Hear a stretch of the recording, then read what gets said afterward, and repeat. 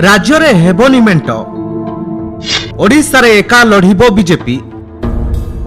दिल्ली जाई नेता कहिले मेंट चर्चा गुजब बीजेडी बीजेपी मध्यरे मेंट को नहीं आसी बड़ ट्विस्ट मेंट हेबो ना भांगी जीवो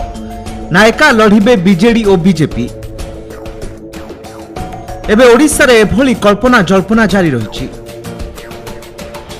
केतेबेले कुहा जाउछि मेंटो होई जाइछि तो केतेबेले कुहा जाउछि मेंटो होई नाही केवल आसन भागबंटारे कथा अटकिछि आउ एहारी भितरे एसबु बळ जोगाउछि उभय दलर घन घन बैठक एपटे राज्य रे नवीन निवास रे बीजेडी नेतांकर बैठक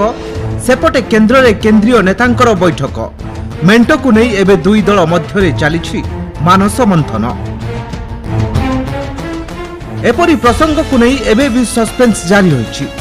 गत 3 दिन हेलानी मेंटो को नहीं बीजेपी बीजेडी मध्यरे चलीछि घंटा चकटा कुआरे कुहा जाउछि दुई दल मध्यरे आसन भागबंटा को नहीं कथा छिडुनी कुआरे बीजेपी लोकसभा रे अधिक आसन चाहुथुबा बेले बीजेडी कुआरे विधानसभा रे 100 रु अधिक आसन लढिबाकू दाबी करूछि गत 2 दिन हेलानी बीजेपी राज्य सभापति अन्य नेता माने भी दिल्ली रे डेरा पकाइछंती सेहीपरि बीजेडी रो दुई छामुआ नेता भिके पांड्यान और प्रणव प्रकाश दास दिल्ली जाई आलोचना करिथिबा जणा पड़िछि सेमाने संभाव्य मेंटो नै बीजेपी रो नेतांक सह कथा होइथिबा एबे कुआडे चर्चा होउछि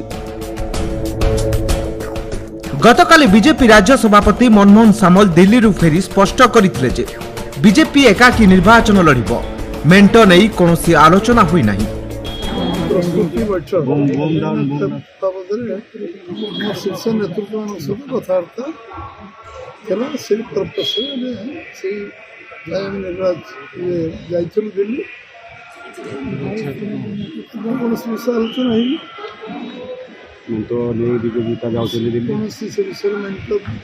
विषय चर्चा आलोचना दिल्ली